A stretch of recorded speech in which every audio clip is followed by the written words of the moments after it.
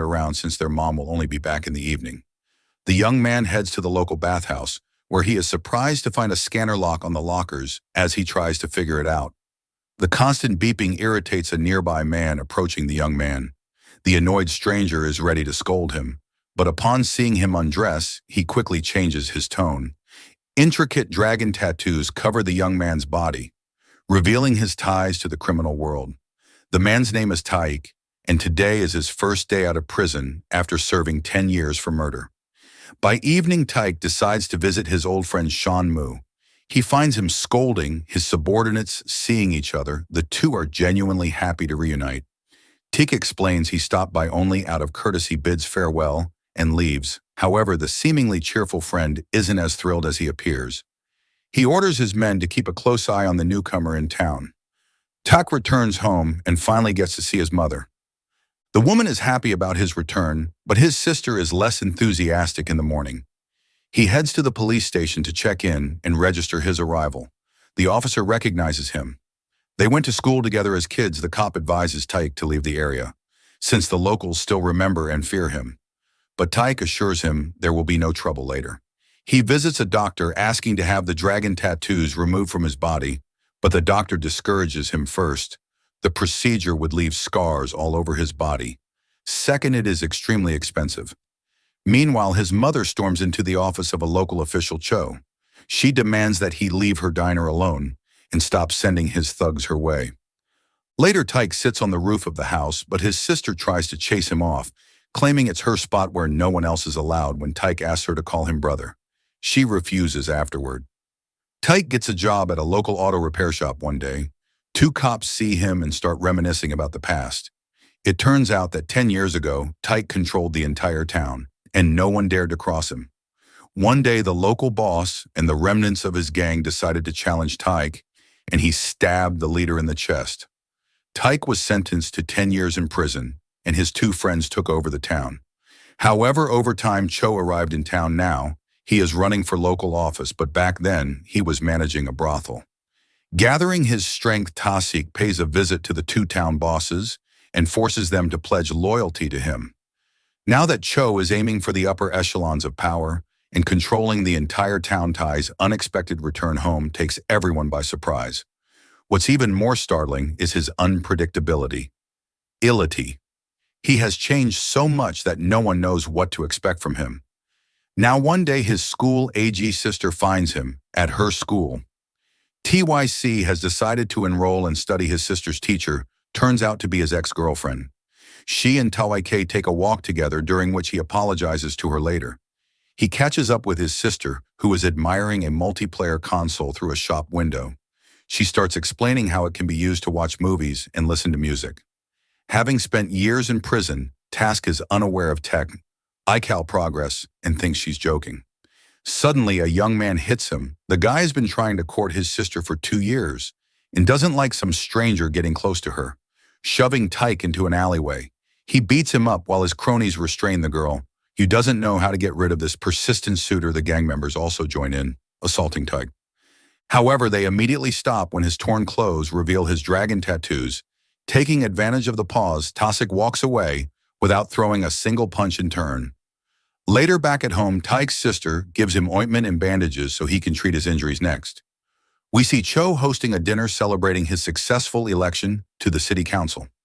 Gathering his henchmen, he announces that he will give control of the city's largest nightclub to whoever can secure the land owned by the old lady Sunflower.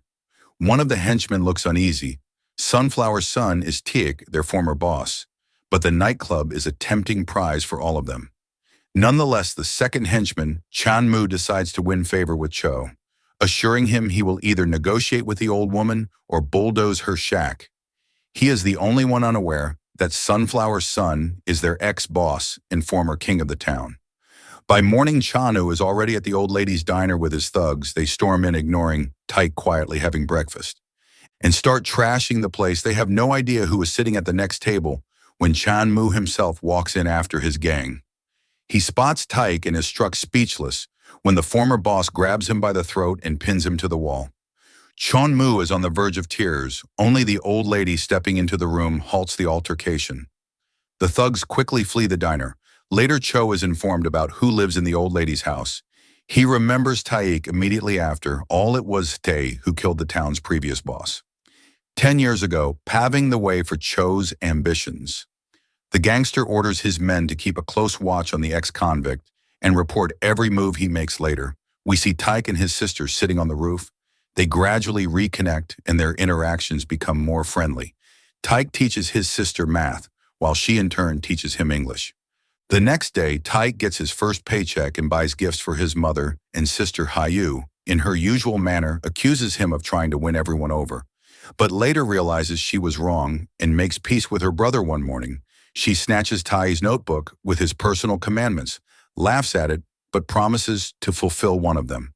Taking him on a picnic the following morning, the whole family goes out into nature one evening. After work, Tik is approached by a limping henchman of the gang leader, whose murder landed TK in prison. The man warns him that his family's land is highly coveted by the local boss and suggests it would be safer if he and his loved ones left town.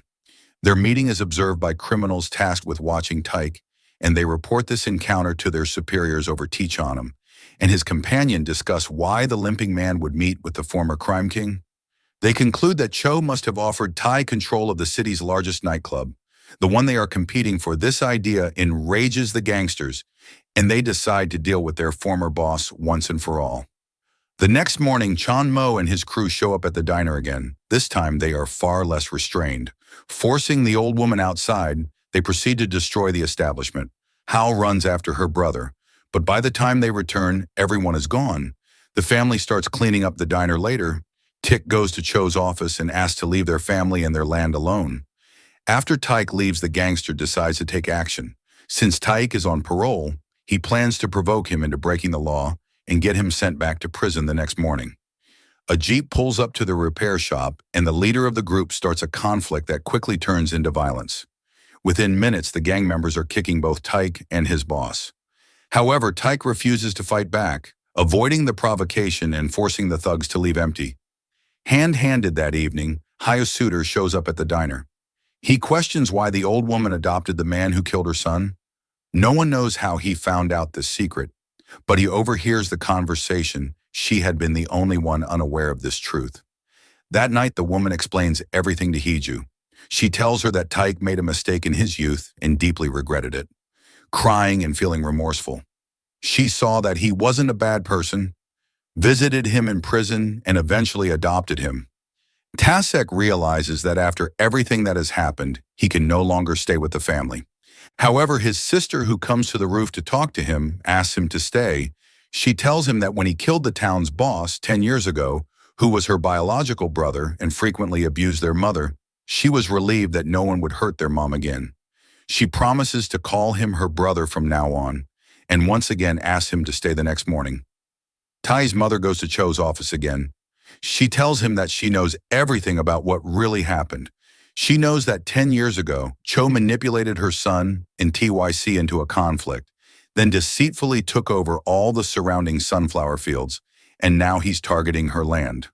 She places a copy of her son's journal on the table and threatens to make it public unless the gangster leaves her family alone.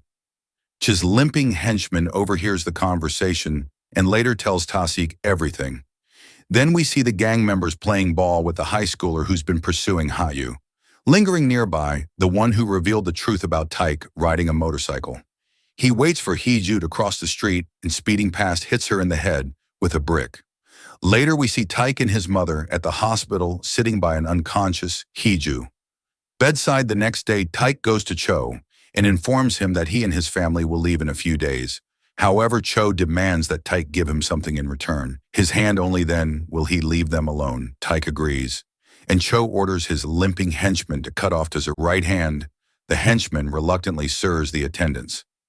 Telling his boss that Taik will never be able to lift a spoon again, satisfied, Cho lets Taik go later in the car. The limping man confesses to the injured Tai that he only inflicted a minor wound and that his hand will recover.